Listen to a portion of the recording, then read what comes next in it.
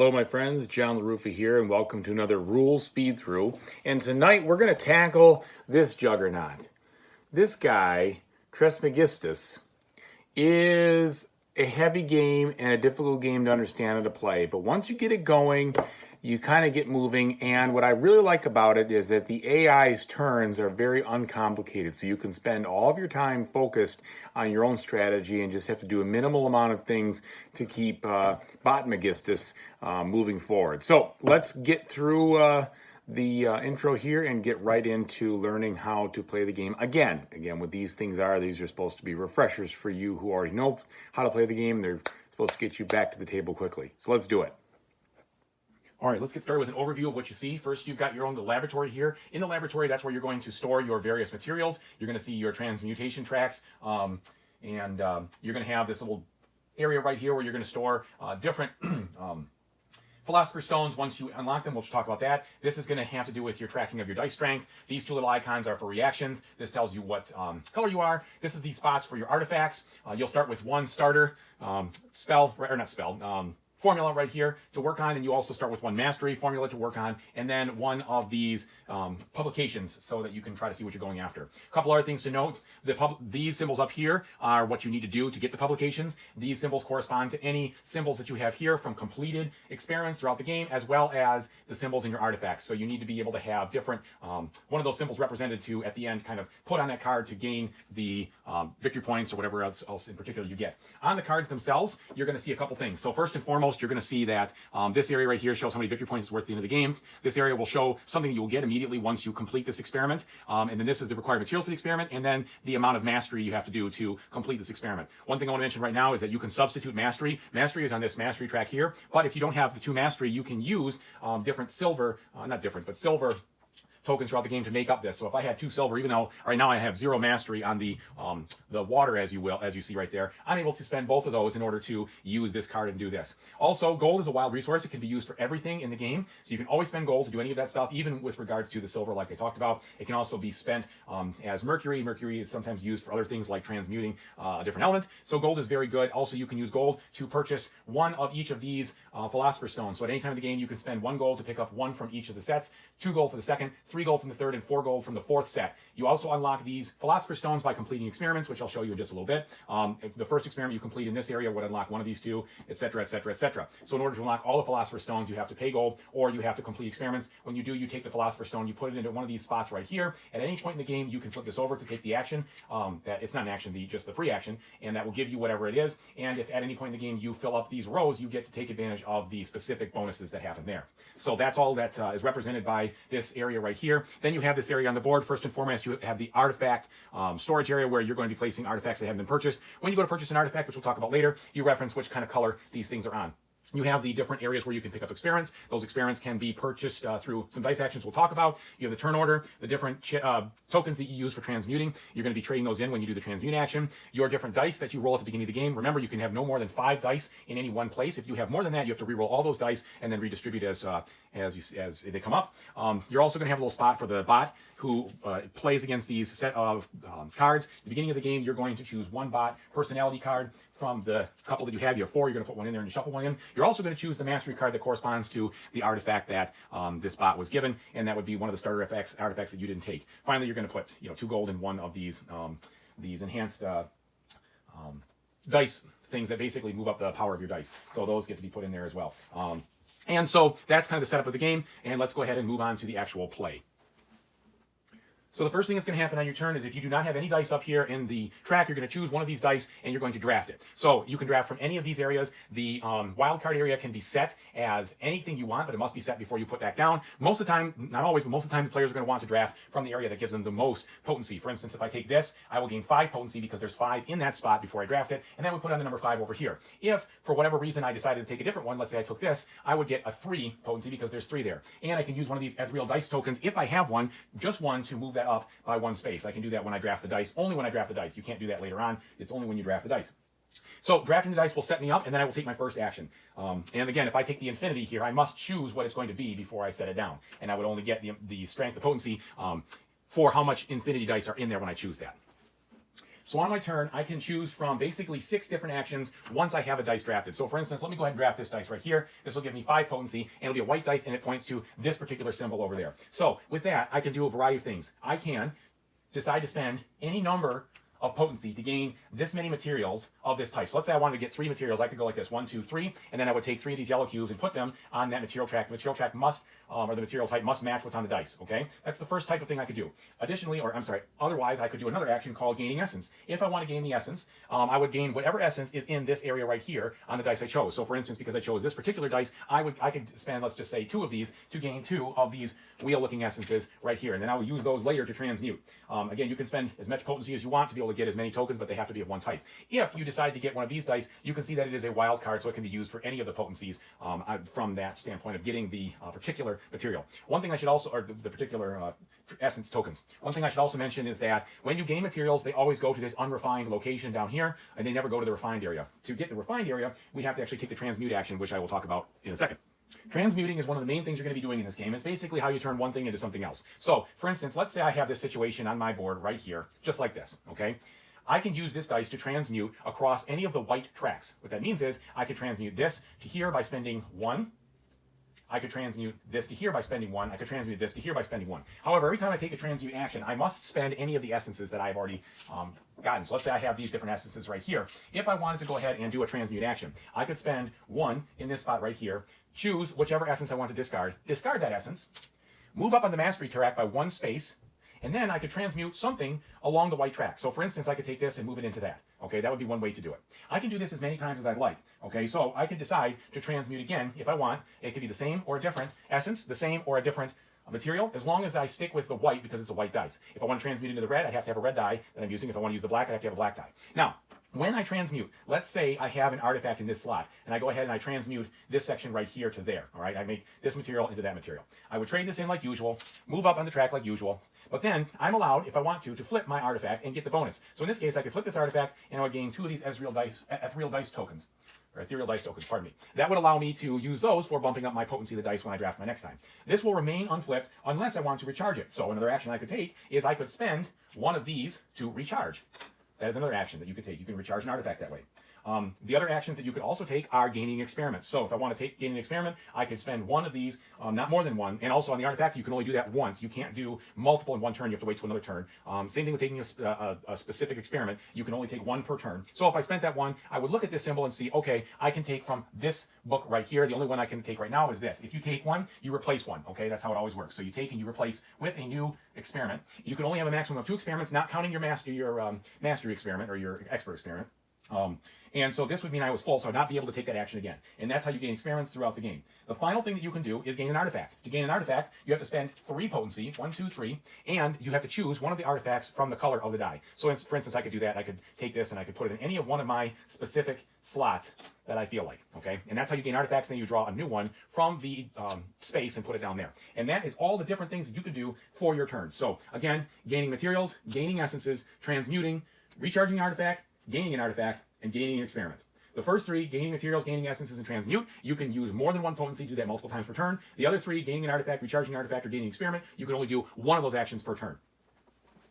Now, on your turn, you can do a variety, any number of free actions that you want to do. The first free action you could do, like I told you about, is to actually purchase one of these Philosopher's Stones. So the first one you purchase, you spend 1 gold, you pick any one that you want, you place it in one of these areas right here. That's a free action. If you wanted to purchase a second one, you are not allowed to purchase from the same area. You could, if I had 2 gold, I could spend these 2 gold and buy a second one from some other place. Again, if I was to go ahead and complete this area, I would do whatever it says on my board. Each board is different. You can look up the icons and see what they say, but then you would go ahead and do that. Also, at any time during my turn, I can gain the bonus and flip this to the inactive side and then gain what the tokens are. We've already explained what these tokens are here. These are the ethereal dice tokens. The chameleon tokens, if you have these, you can spend 1 to allow for a single turn to make this into any color you want or any symbol that you want. So they're handy in order for you to kind of break the pattern of what you're doing. For maybe I need to transmute into the red, and I have this, I can go ahead and spend this and use it as if it was red and transmute through the red column. Okay, so that's what the chameleon dice do. The other thing you can do is you can actually complete experiments. So I talked to you about the mastery. If you have the mastery level and you have all the refined materials or the materials that you need, you can complete an experiment. So for instance, if I had this situation right here,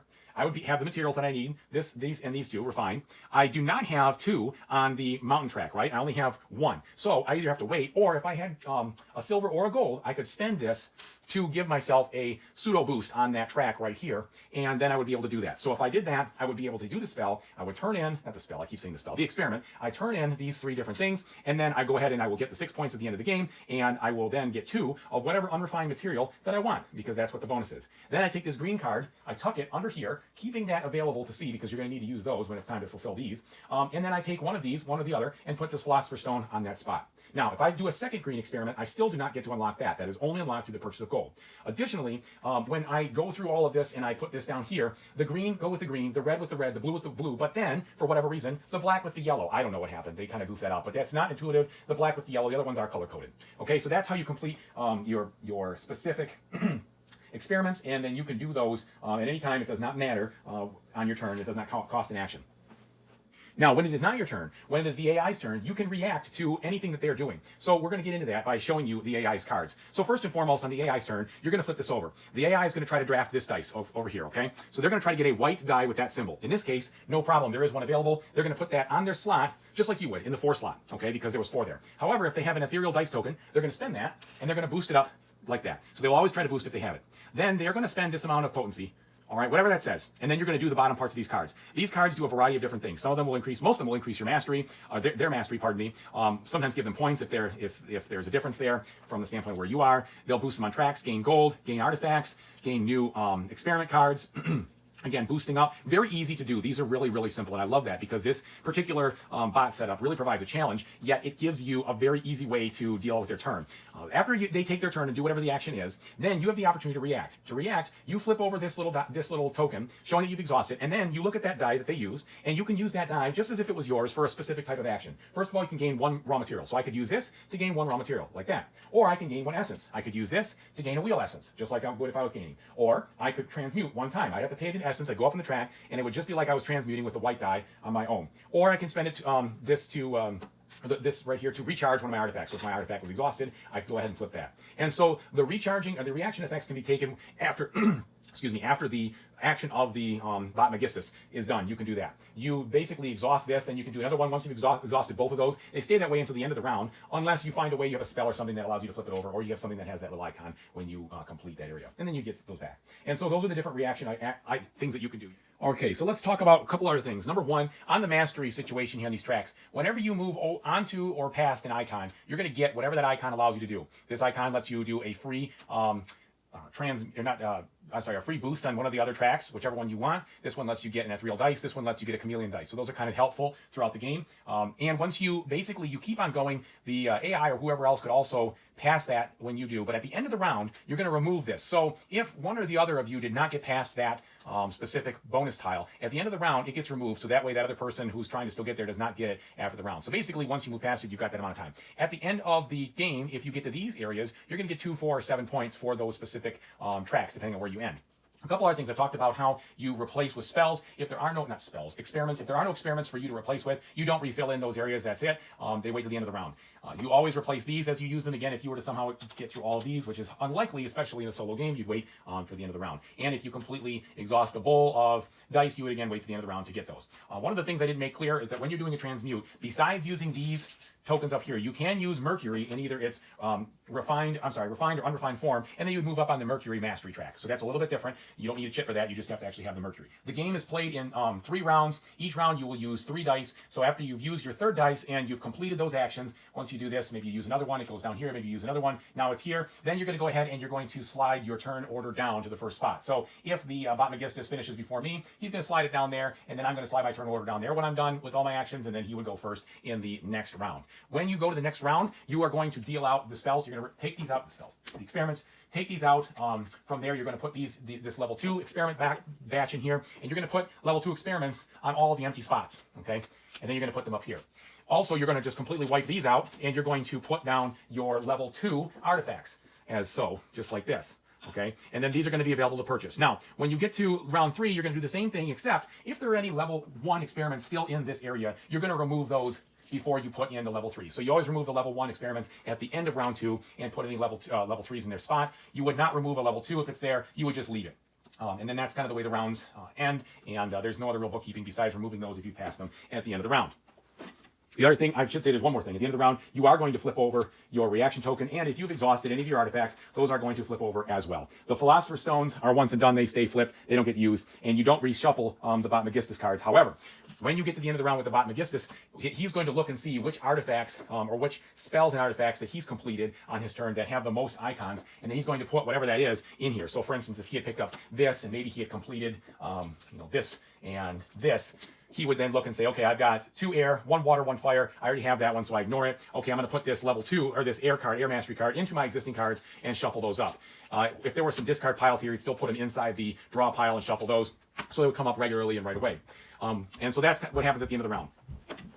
One clarification I have to note with the Botmegistus and gaining specific experiments. Once he gains an experiment, he is going to look and see where he is on the mastery track. So let's say I flipped over a gain experiment card, which is this one right here, okay? If he has 2 experiments, then he's just going to get a gold. If he has 1 experiment, then or 0, he's going to get an experiment. He's going to use the dice to determine which one it's going to be, and he's going to get the one that has the highest victory points. If there's a tie, somehow he would get the one that he is most likely to complete from a mastery standpoint, okay? Now, he is then going to immediately look and see, does he complete the experiment? He never uses any materials. He just goes right over the mastery track and sees where he is. In this case, fire, he's on 0, okay? So he would not be able to do it. He will also try to spend gold, as if they're silver, to boost himself up temporarily. So, for instance, if he was already at level 2, on the fire track, and I picked this up, he would spend 1 gold and immediately complete this experiment, tucking it somewhere under, showing that it's complete. And those will be scored for him at the end of the game, plus this mastery, this particular icon counts for getting more of these different mastery cards. Additionally, and finally, at the end of the game, he is going to flip over 2 of these 2 of these experiments, sorry, it's like magic, and see if he has met the criteria on the tracks to do either one of them. He is not allowed to spend gold in that case. He has to meet or exceed those things. If he does, he gets them right away. If not, then he does not get those bonus points at the end. And that's kind of the only other wrinkle with regards to working with the Botmegistus. He's pretty darn easy, which is why I really like it. Okay, so let's talk about the endgame scoring. First and foremost, you're going to look and see, did you complete any publications? The publications are going to show specific elemental icons up here, and you're going to be looking on your board for completed experiments and completed artifacts that match what you've done. In this case, I have 2 fire and 1 earth, okay? So that would not give me any of those right here. But for instance, if I had 2 fire and 1 water, let's say I completed this, then I would have the fire necessary and the water necessary to complete this, and this would allow me to get 2 points times the number of artifacts that I have that have either wind or air or mountains on them. And again, you're going to need to look at the specifics in the rule book to figure this out, just to get your bearings. But that's how these work. Now, they cannot be respent, so I can't use 2 for these and then get a different one and use the same fire icon for something else. It's a once and done. You just can use it in 1 card and that's it, and then gain the points. So you're going to gain those. You're also going to look at your Philosopher's Stone. You're going to count up how many you've scored. There's a track inside the rulebook that tells you, for instance, if you have 3 stones like I have here, you're going to get 9 points at the end of the game, whether they're used or not. Additionally, you're going to check and see if you've gotten any points from the mastery track. If you do, you add those up as well. So the final thing is that for every one of these tokens you have left, they're worth a point, and for any unspent gold that you have on your board, that is worth a point. So that's what you're doing. You're gonna look at publications, and finally, by the way, you're going to score the total victory points associated with any of the experiments over here. So experiments, publications, completed Philosopher's Stones, gold, ether tokens, and then mastery. And that's how you get your final score. The bot is just a little bit different than that. So he's going to score, first of all of his points that are on any of his particular experiments that he has completed. So he's going to get those points. Then he is going to get victory points for reaching any of the victory point spaces on any mastery track, just like you would. So any of those right here. Then he's going to score 3 victory points per elemental symbol on his artifact. So in this case, if he ended the game like this, he would go ahead and score 9 points, 3, 6, 9, like that for the artifacts. And then he's going to count how many formulas he could unlock depending on the types of completed experiments that he has, and he's going to use that to show kind of how many Philosopher's Stones he could possibly get. And there's a chart in the book there. So for instance, if he unlocked 4 Philosopher's Stones, then he would go ahead and, four different types of cards, then he would go ahead and score that many points on here. And I should mention, I made a mistake earlier. This would not get me 9. 9 would be as if I had 4 of these. That would have been a little bit less. That would have actually just been 4 points. So that's how you score. Again, just review in the rule book how to get the specifics there. And then the person with the most points wins the game. And good luck if you can beat him. I've played him a couple times. I haven't quite nudged him out yet, but certainly my second play was a lot better than my first. And that is all the rules. Again, the game's played in 3 rounds. You have 3 sets of dice you're going to use per round. And after the 3rd round's over, you add it up, and that's it. So I hope this was explanatory, and let's go back to the front and finish this up. So that is how you play excuse me, Trismegistus. I think this is a great game. The best part about it is the AI is easy to do. You're spending most of your time playing it and thinking about your own strategies, which are hard enough. I mean, this game actually isn't so bad once you've kind of gotten used to the mechanics of it. What's tough is knowing what you want to do. There's so many different types of strategies you can use, different things that distract you. Should I get some artifacts? Should I go get some experiments? Should I worry about my masteries? How much transmute tokens do I have? Oh, where do I got to go on these things? So all of that is really crunchy, and I love that about the game. But that would have been very difficult to deal with had I also been able to, or had to deal with a very complex bot. So they did a great job making sure that that bot was simple, but yet provides a good challenge, and it just allows for this to be a great solo game. So I hope that this rule speed through helped you get back through the rules, get back up to speed again. That's what these videos are for. Not learning the game the first time without reading the rules, but rather refreshing you or giving you that final demonstration to get you back playing if it's been a little while. So again, my name is John LaRuffa. If you enjoyed this video, I really hope that you like and subscribe it. It really helps me out. And again, I'll see you in another rule speed through or unbiased unboxing. Have a great one, everybody.